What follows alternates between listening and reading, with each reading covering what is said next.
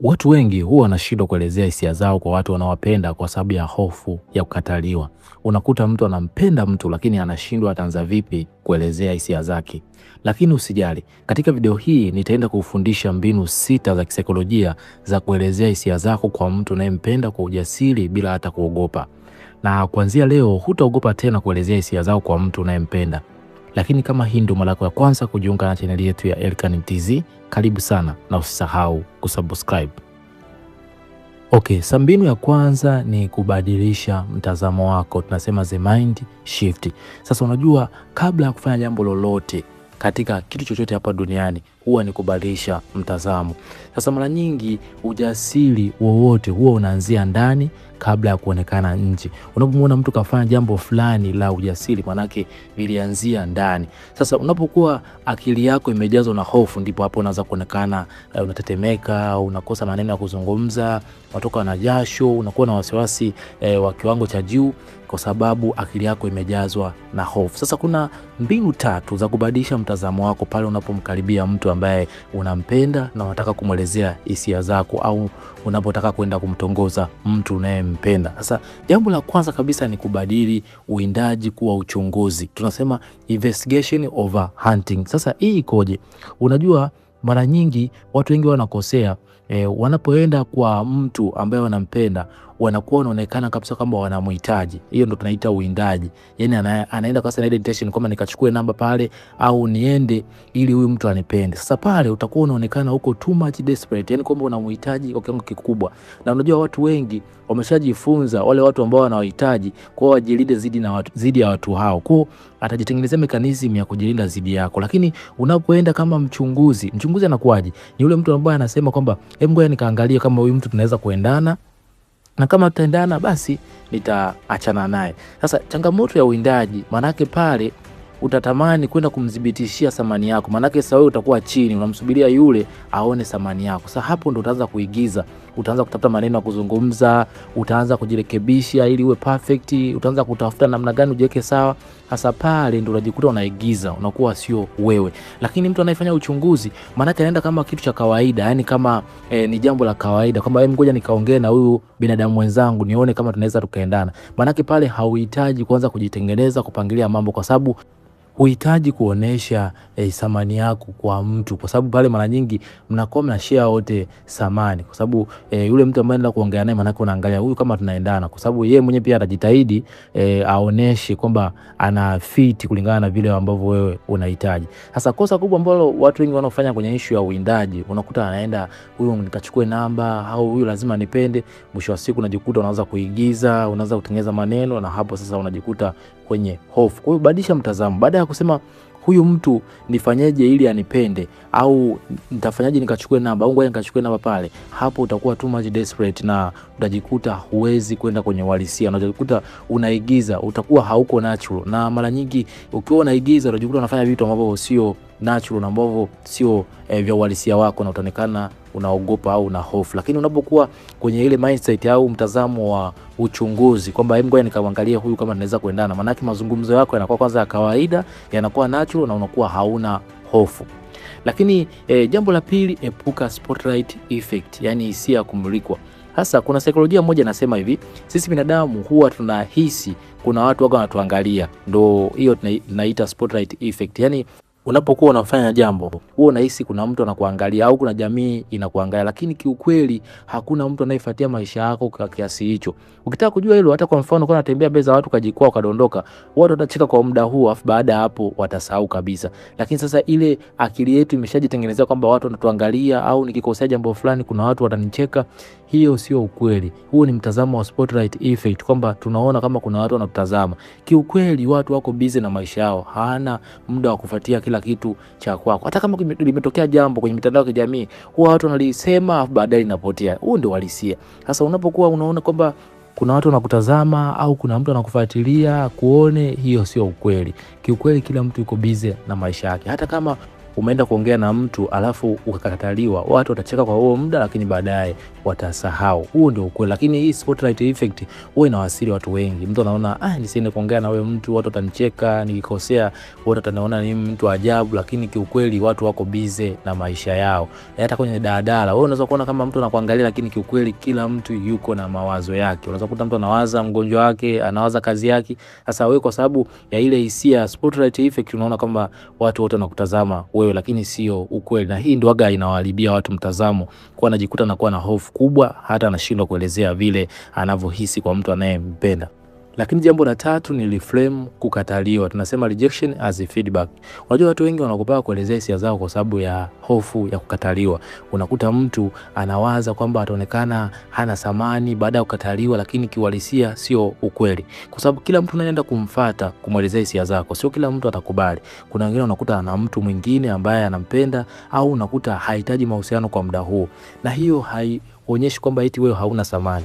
Na muda mwingine inakuwa inakupa dalili nzuri kwa muda mwingine kujifunza kwamba wewe mtu unaenda kumfuata akakataa, ni ishara kwamba wewe basi hautaki kuweka nguvu na muda wako kwa mtu ambaye sio sahihi kwako. Sasa mara nyingi watu wengi wanaogopaga, wanaona kwamba wataonekana wameshuka thamani au wataonekana watu wa ajabu. Sasa hiyo ndio washushia confidence au ujasiri wa kwenda kumfuata mtu ambaye wanampenda. Sasa mara nyingi inabidi ubadilishe mtazamo wako. Kukataliwa ni sawa na wewe mwenyewe kwamba sio kila mtu unampenda. Kuna watu wengine pia wanaweza kuja kwako na wewe ukakataa, kwa sababu ni asili ya binadamu kukubali na kukataa, kwa sababu ni option ambayo binadamu wote tunayo. Kwa hiyo usiweke mtazamo kwamba kila mtu unayemfuata atakuwa na uwezo wa kukubali, kwa sababu kila mtu ana hisia na ana mtazamo wake kulingana na vile anavyomuona mtu. Kwa hiyo ukibadilisha mtazamo huo ukaona kwamba ninapomfuata huyu mtu akakataa, basi nitakuwa nimeelewa kwamba huyu mtu hayuko tayari kwa ajili ya kuwa na mimi kimahusiano, na hiyo itakuwa kama ni funzo kwako. Lakini pia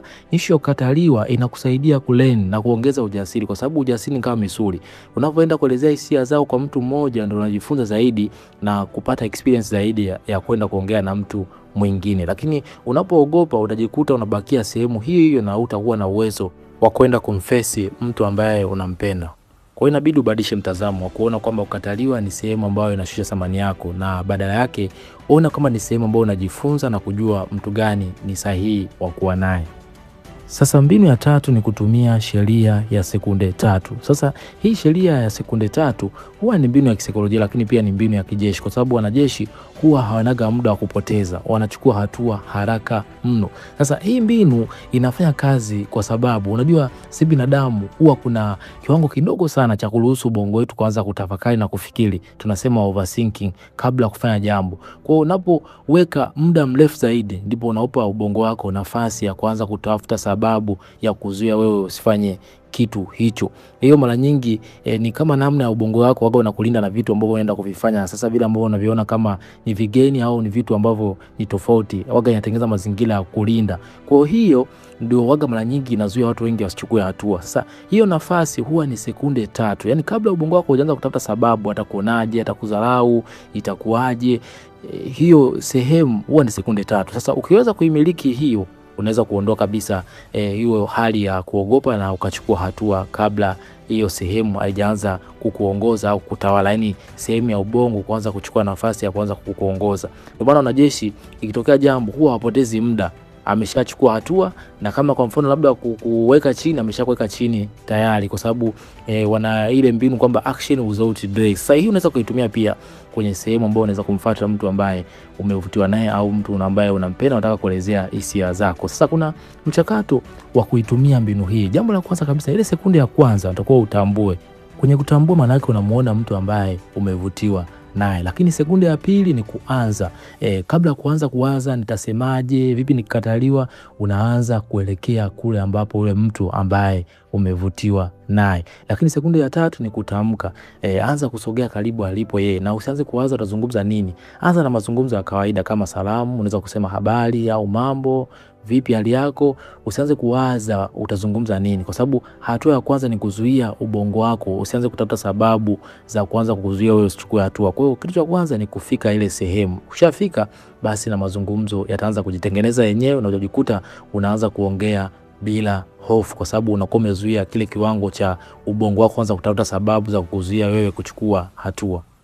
Sasa kwa nini sheria hii inafanya kazi? Unajua ubongo wa binadamu huwa umeumbwa kutulinda na vile vitu ambavyo ni vya hatari. Sasa ukichelewa, ubongo wako unaweza kuambia sasa huyu mtu yuko busy au yuko na marafiki zake, atakudharau au utaanza kujiangalia kwamba nguo yangu haijakaa vizuri. Sasa hii sheria inazima sauti hizo kabla wewe hujaanza kuchukua hatua. Na ndio maana ni muhimu zaidi kuitumia, kwa sababu kabla hujaanza kuchukua hatua, waga kuna sehemu ya ubongo huwa inaanza kuchukua nafasi ya kulinda wewe, kwa sababu tumetengenezwa si binadamu, kuna mazingira ambayo yameundwa na ubongo wetu ya kutulinda sisi na hatari. Kwa hiyo itaanza kutafuta sababu za kulinda wewe usiende huko. Sasa inabidi ujizuie na hali hiyo kwa haraka sana ndani ya sekunde 3.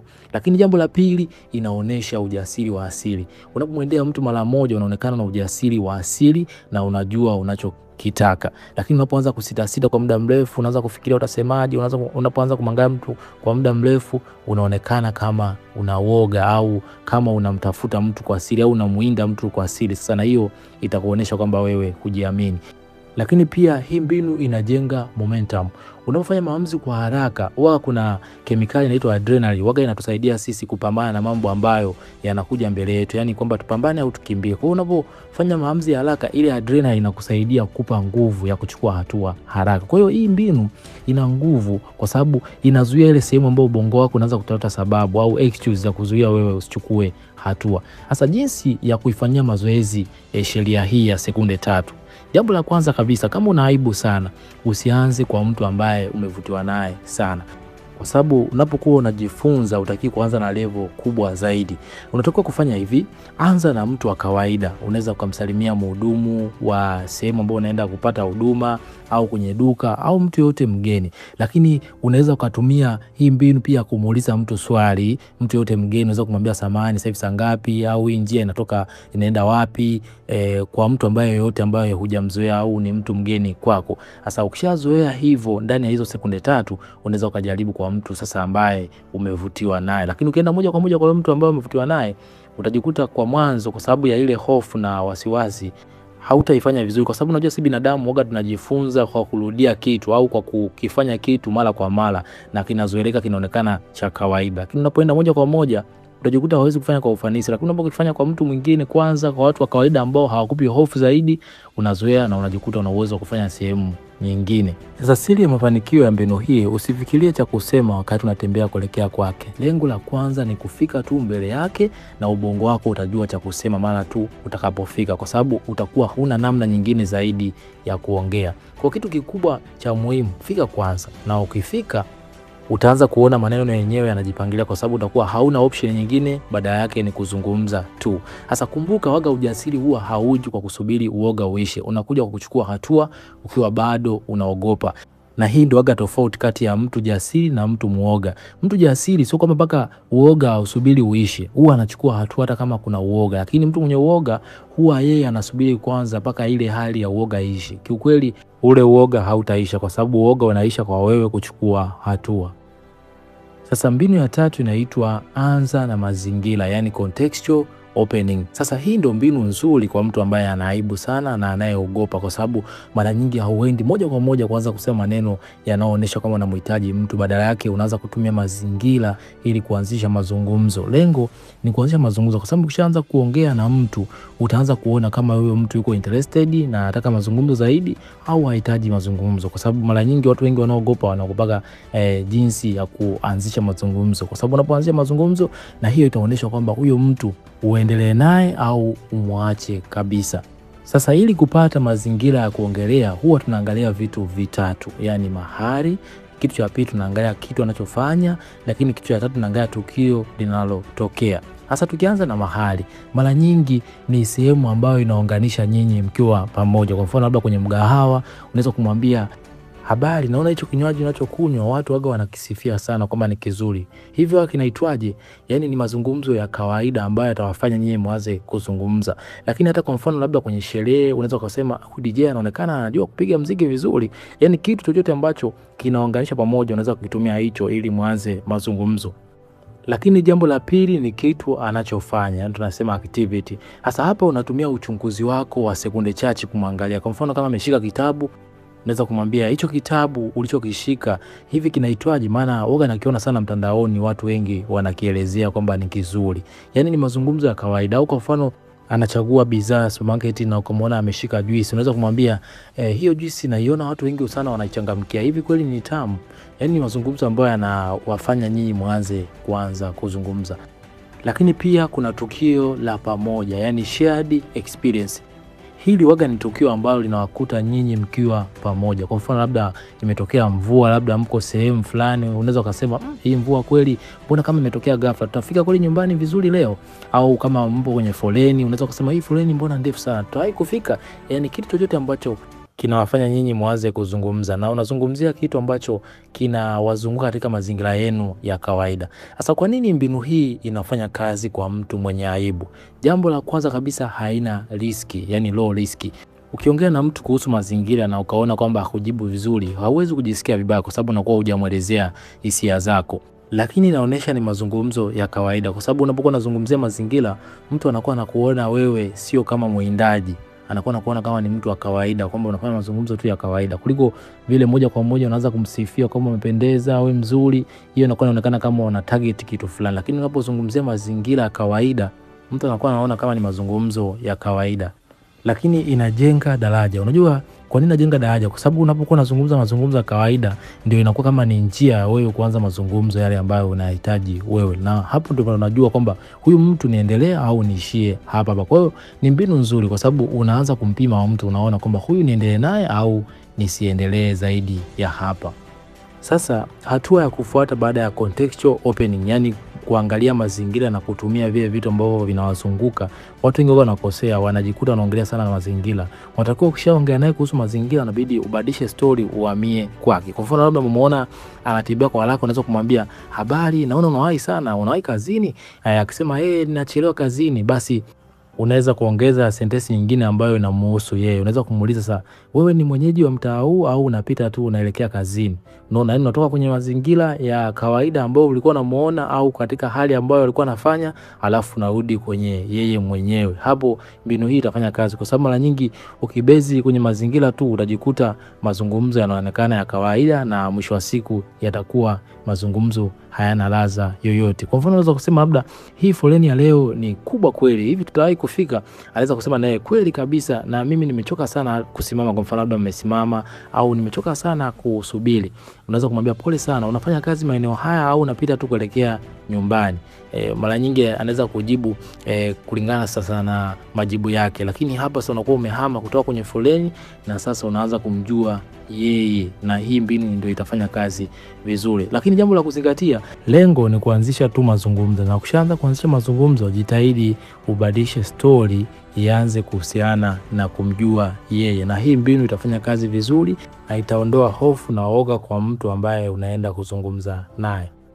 Asante sana kwa kunisikiza kuanzia mwanzo mpaka mwisho wa video hii. Katika sehemu yetu ya kwanza tutaishia hapa, lakini usikose sehemu yetu ya pili. Bye bye, na nikutakie wakati mwema. Mimi naitwa Elikhan Mtz. Usahau kusubscribe, kulike na kushare.